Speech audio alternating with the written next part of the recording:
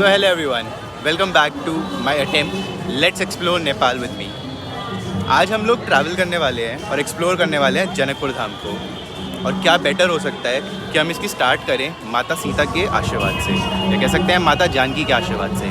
इसलिए आज मैं आ रखा हूँ जानकी टेम्पल। तो इस समय मेरे पीछे आप लोग देख रहे हैं जानकी मंदिर। जानकी मंदिर एक्चुअली में माता सीता के लिए बना है। कहते हैं कि 1657 में एक सोने की मूर्ति यहाँ पे मिली थी और उसी से प्रेरित होकर 1910 में वरिशा बांधु टीका माँ की क्वीन उन्होंने इस मंदिर का निर्माण करवाया था। इस मंदिर को नौलखा मंदिर भी कहते हैं। इसलिए कहते हैं क्योंकि कहते हैं कि इस मंदिर को बनाने के लिए 900,000 सोने के सिक्के इस्तेमाल हुए थे। अभी रिसेंटली 2008 में भी यूनेस्को टेंटेटिव साइट का इसको क्लेम मिला है और साथ ही में ये एक हिंदू और नेपाली आर्किटेक्चर का रिप्रेजेंटेशन है। इस मंदिर को बनाने के लिए स्टोन और मार्बल का इस्तेमाल हुआ है और इसका एरिया 1480 स्क्वायर मीटर्स के अंदर है। तो चलिए आइए इस मंदिर के अंदर चलते हैं और इसके दर्शन करते हैं। जो मंदिर बाहर से इतना सुंदर है, फॉर श्योर अंदर से वो और भी ज़्यादा खूबसूरत होगा। तो आइए।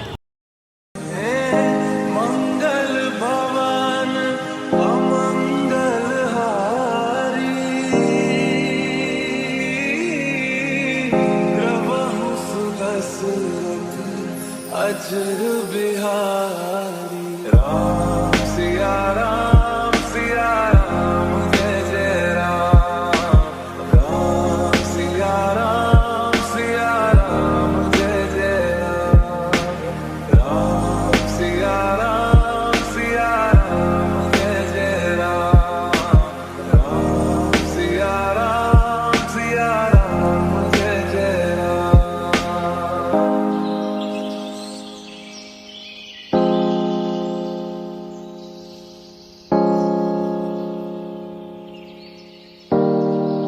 वैसे ये है जानकी टेम्पल की मेन बिल्डिंग, जहाँ पर माता सीता की और पूरे राम परिवार की मूर्तियाँ रखी हुई हैं। इसके अंदर जाके रिकॉर्डिंग करना अलाउड नहीं है, इसलिए मैं बाहर से रिकॉर्डिंग कर रहा हूँ और जितना कैप्चर कर सकता था उसकी मैंने ट्राई करी है। मेन बिल्डिंग के साइड में ही आपको जानकी टेम्पल का म्यूज़ियम दिख जाएगा, जहाँ पर आप इंडियन और नेपाली करेंसी में टिकट्स खरीद सकते हैं। मैं आपको टिकट का अगर प्राइस बताऊं तो यहाँ पर नेपाली 15 रुपये और इंडिया के 10 रुपये में आप इस म्यूज़ियम की टिकट ले सकते हैं और इसके बाद आप इस म्यूज़ियम के अंदर जा सकते हैं। वैसे पूरे जनकपुर धाम को कहा जाता है राम जी का ससुराल और इस म्यूज़ियम में हमें उसी की एक झलकी देखने को मिलती है। जब आप म्यूज़ियम में एंटर करेंगे तो स्टार्टिंग में आपको ये वॉल आर्ट देखने को मिलेगा, जिसके बाद मूर्तियों के रूप में आपको पूरी रामायण समझाई गई है। इन झांकियों में आपको सीता मैया के जन्म से लेके राम सीता विवाह, भरत मिलाप और रावण के वध तक संपूर्ण रामायण दिखाई जाती है। राम सिया राम जय जय राम। राम सिया राम जय जय राम। राम सिया राम जय जय राम। राम सिया राम जय जय राम। और इस मंदिर की खूबसूरती को बनाए रखने के लिए यहाँ पर टाइम टू टाइम मेंटेनेंस होती रहती है।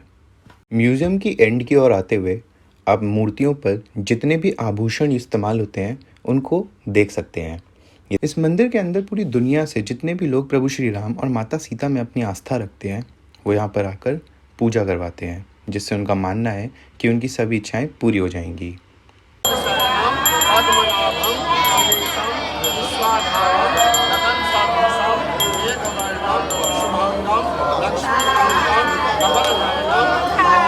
मंदिर के मेन गेट के पास ही मुझे उस पत्थर के एक टुकड़े के दर्शन हुए जो अयोध्या में श्री राम मंदिर के मूर्तियों के लिए इस्तेमाल होगा। जानकी मंदिर में दर्शन करने के बाद आप जा सकते हैं श्री राम जानकी विवाह मंडप, जो कि मंदिर के एकदम बाजू में ही है। यहाँ पे जाने के समय आपको एक टिकट लेनी होगी, जो कि नेपाली रुपीज़ में 10 रुपये की पड़ती है और इंडियन रुपीज़ में 7 रुपये की पड़ती है।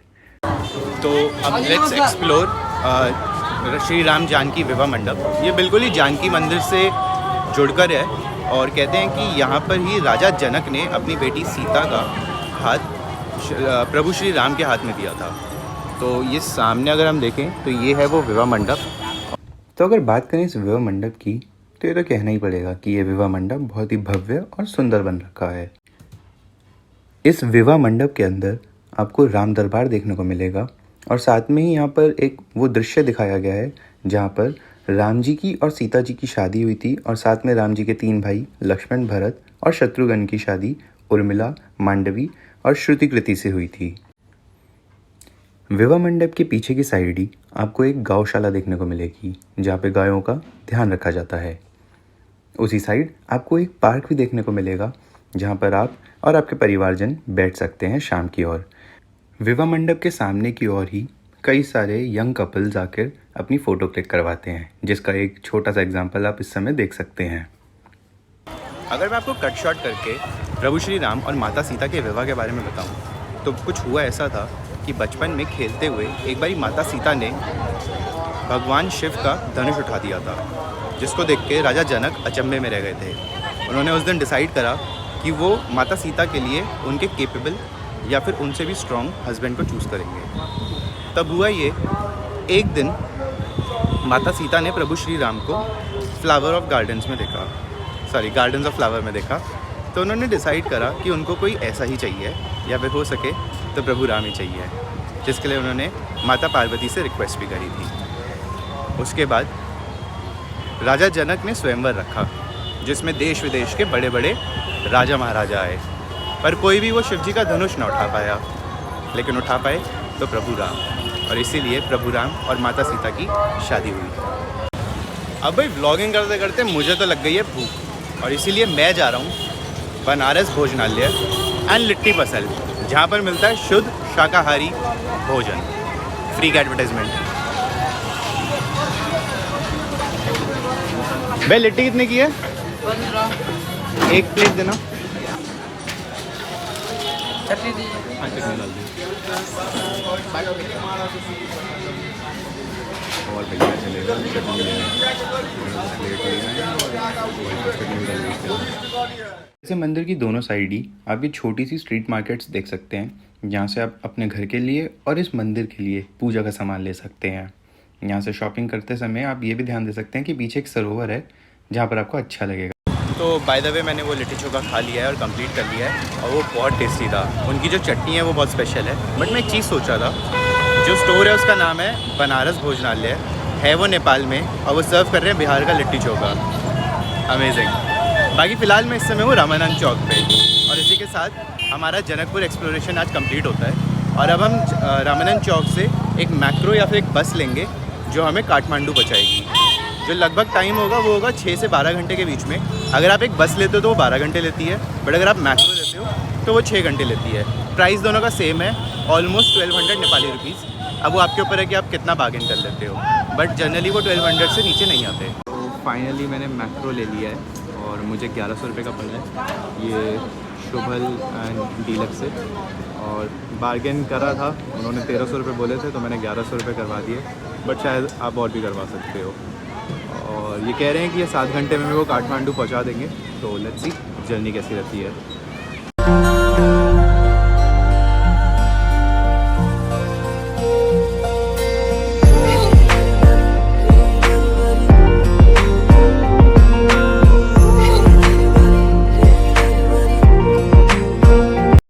फाइनली अब हम लोग आ गए हैं पेट्रोल डलवाने के लिए, एक्चुअली डीजल डलवाने के लिए अपने इस छोटे से ट्रैवलर में।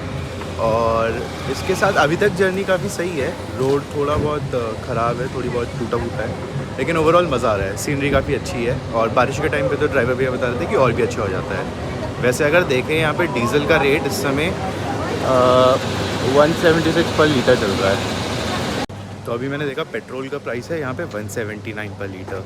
बाकी हमें ये भी याद रखना है कि ये सारी करेंसी मैंने आपको नेपाली रुपीज़ में बताई है। और आपको पता ही होगा कि नेपाल का ऑलमोस्ट ऑयल जो सप्लाई होता है या फ्यूल जो सप्लाई होता है वो कहीं ना कहीं इंडिया से ही सप्लाई होता है।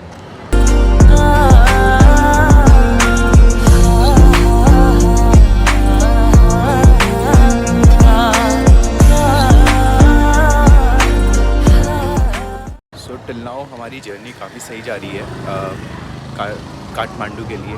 तो हम लोगों ने जनकपुर से स्टार्ट करा था और अब हम काठमांडू जा रहे हैं। जैसे कि मैंने अभी थोड़ी देर पहले ही बताया, रास्ता काफ़ी अच्छा है, व्यूज़ काफ़ी अच्छे हैं, बट कहीं कहीं पे रास्ता भी थोड़ा कच्चा है, इस वजह से बहुत ज़्यादा शेकी हो जाता है। इनफैक्ट मैं रिकॉर्डिंग भी कर रहा था, आपने कुछ सीन्स में देखा भी होगा, कैमरा बहुत ज़्यादा हिल रहा है। उसका रीज़न यही है कि रोड बहुत ज़्यादा शेकी है।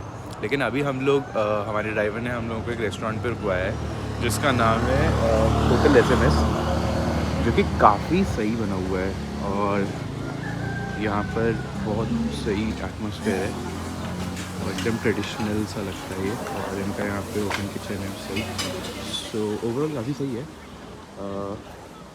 हालांकि मैंने सिर्फ एक कोल्ड ड्रिंक की है अभी यहाँ पर और कुछ खाया नहीं है, बिकॉज़ ड्राइवर ने बताया कि जिसको भी दिक्कत होती है पहाड़ों पे उसको थोड़ा अवॉइड करना चाहिए खाना, भरपेट खाना। तो उसने बोला आप काठमांडू जाके अच्छा खाना खा लेना, कोई दिक्कत नहीं है उसमें भी। तो इसलिए मैंने अभी बस एक कोल्ड ड्रिंक ली है और उन्हें एज अ फ्रेंडली जेस्चर, क्योंकि मैं इंडिया से हूँ, तो उन्होंने मुझे कुछ पोटैटो चिप्स दिए थे, वो काफ़ी सही थे। तो अभी फाइनली बज रहे हैं 8:09 टू बी प्रिसाइज, और हम लोग 12:30 बजे चले थे जनकपुरी से। एंड कैब वाले ने बस ड्राइवर ने 2 बारी ब्रेक्स लिए थे आधे घंटे के, तो आई थिंक हम लोग सही टाइम पे पहुंच गए हैं। बाकी इस समय मैं हूँ काठमांडू के गौशाला चौक पर, और यहाँ से मैंने एक बाइक टैक्सी ऑर्डर करी है अपने हॉस्टल के लिए। एंड मीनवाइल जब तक बाइक टैक्सी आ रही है तब तक अगर मैं आपको दिखाऊँ, यहाँ पे एक मार्केट लगी हुई है छोटी सी।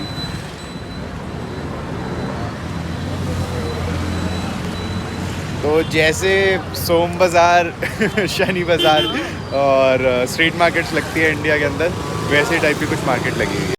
तो फाइनली मेरी बाइक टैक्सी भी आ गई है। मैं आने वाली वीडियोस में आपको ये भी बता दूंगा कि बाइक टैक्सी नेपाल में कैसे ऑर्डर करते हैं। और अभी मैं जा रहा हूँ अपने हॉस्टल।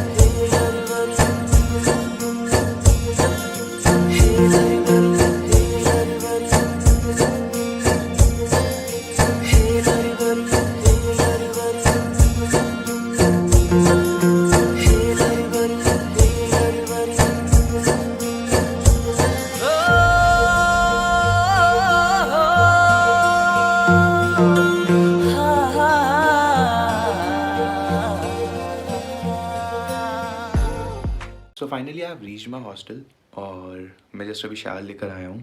बहुत हेक्टिक डे था आज का, और मैं अब इस वीडियो को ज़्यादा आगे स्ट्रेच भी नहीं करना चाहता हूँ। मैंने बाइक टैक्सी कैसे बुक करी इसके लिए मैं एक डेडिकेटेड वीडियो बनाने वाला हूँ, तो keep watching the upcoming videos. और आगे चल के हमें नेपाल को बहुत ज़्यादा एक्सप्लोर करना है, तो please like, share and subscribe to this channel and to this video if you liked the attempt that I did. Thank you.